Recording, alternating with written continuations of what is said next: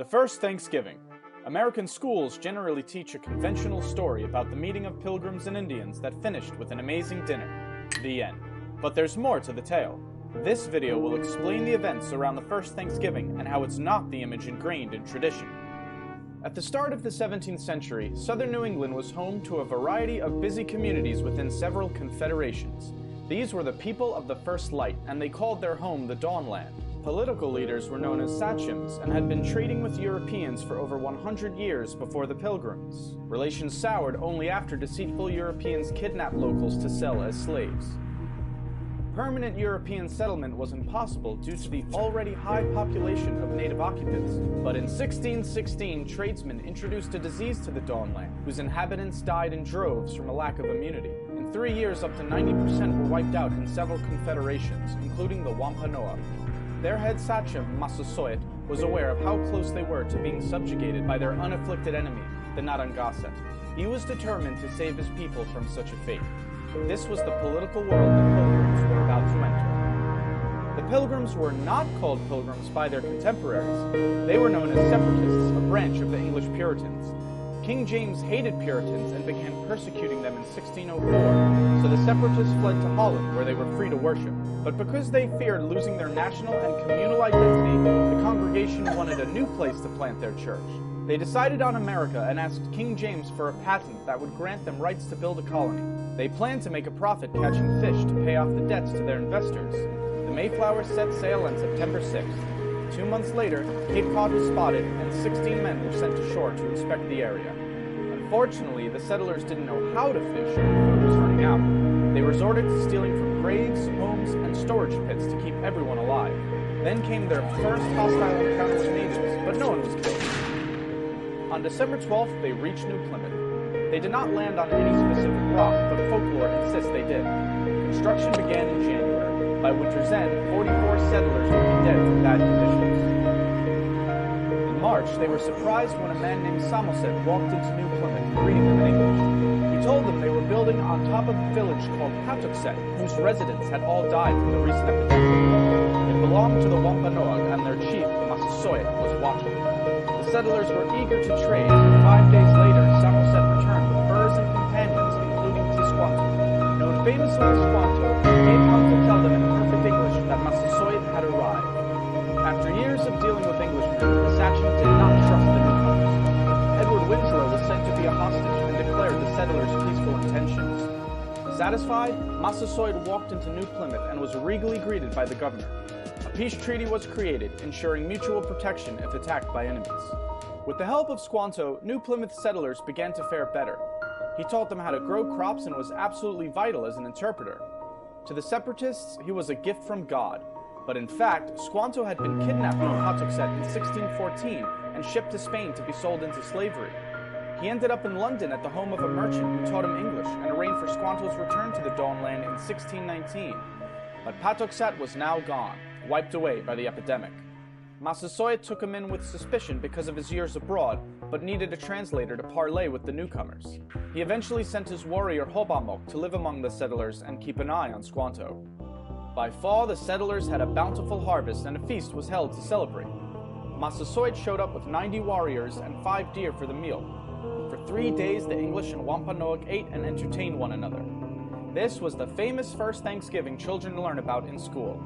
However, the word Thanksgiving would not have been used by these settlers to denote a harvest feast.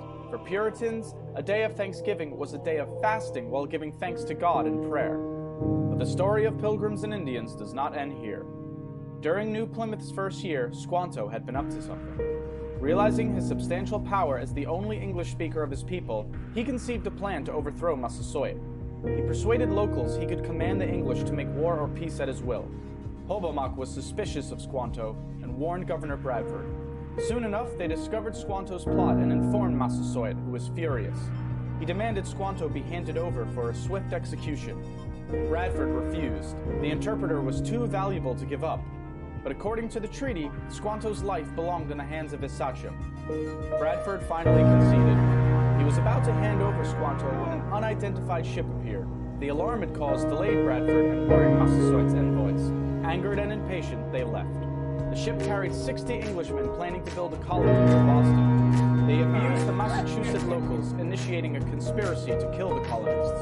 Warned about the plot, New Plymouth's leaders launched a preemptive strike to save their impudent countrymen. It bought peace for a time. In that time, more Puritan settlers arrived, soon outnumbering the natives. And while the Pilgrims' treaty with Massasoit lasted until the Sachem's death, other Puritans were not concerned with such alliances.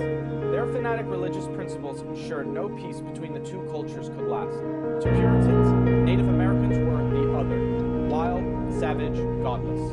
With such an ideology, the outcome was inevitable. If they did not convert to Christianity and surrender their cultural identity, they had to be eliminated. The first Thanksgiving was a brief moment of harmony between two worlds, but sadly it was short-lived. The capitalist opportunities the Dawnland presented, combined with zealous puritanical beliefs, were incentive enough to wipe away the native inhabitants. There is nothing wrong with sharing a feast of thanks with loved ones, but remember the true events that started the holiday, and not the fairy tale.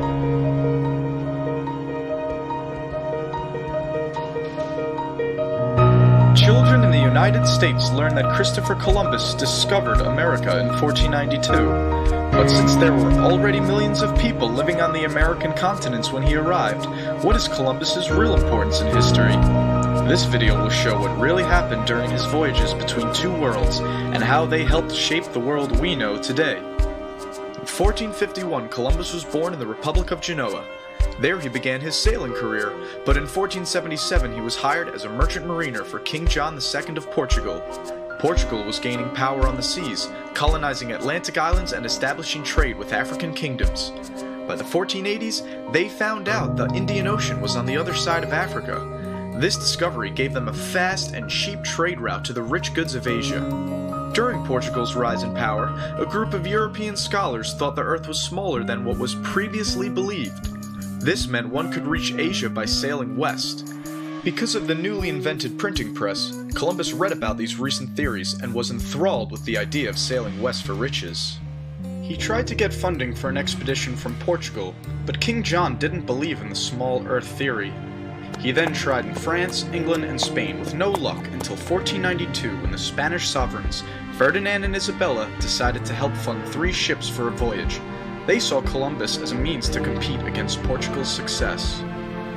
The Nina, Pinta, and Santa Maria set sail on August 3, 1492. After a stop on Gran Canaria, the rest of the trip took 5 weeks. On October 12th, land was spotted. It was an island, and at dawn Columbus went ashore. Because he believed in the small Earth theory, Columbus thought he was near Japan. He called the natives of this island Indians because India was what many Europeans called Asia at the time, but the natives were really called the Taino. Trade began between the two parties, but it was clear that the Taino did not possess the fabled riches of East Asia. However, some of them wore gold as jewelry. Columbus was hungry for gold to bring back to Spain. He wandered around searching for a large amount of gold until the Santa Maria crashed into a reef on Hispaniola. Columbus left 39 men at the site to build a colony. He promised he would return for them and sailed back to Spain. When he arrived in Europe, Columbus was famous. He had sailed into the unknown and returned to tell the tale. He brought back many things to show the Spanish king and queen, including Tainos he had kidnapped. But he did not bring enough gold, so Ferdinand and Isabella equipped Columbus with 17 ships for his second voyage, and named him governor of all the lands he discovered. Columbus was an excellent sailor. He found his way back to Hispaniola using his own keen navigation skills, and kept the coordinates of his route a secret. When the fleet arrived at Hispaniola, they found out that the 39 men who were left there to build a colony had been killed by a local chief. They also found out the same chief had lots of gold on his land. Columbus led a crew into his territory and found a gold quarry. The chief was angered by the arrogance of these invaders, and soon fighting broke out. To intimidate the chief, Columbus captured 3 of his captains and beheaded them in public. This enraged the Tainos and disturbed many of the Spanish. To make things worse, there was soon no gold left to mine. Columbus sent letters back to Spain on a ship and exaggerated the amount of gold that was found. To produce more profit for the king and queen, Columbus suggested starting a slave trade. Without waiting for a response, he seized over 500 natives and sent them to Spain. Most of the remaining natives fought against this injustice, so Columbus unleashed terror on them. Once defeated, they were forced to pay tributes of gold to the Spanish. It was worse than slavery. People who didn't find enough were punished brutally.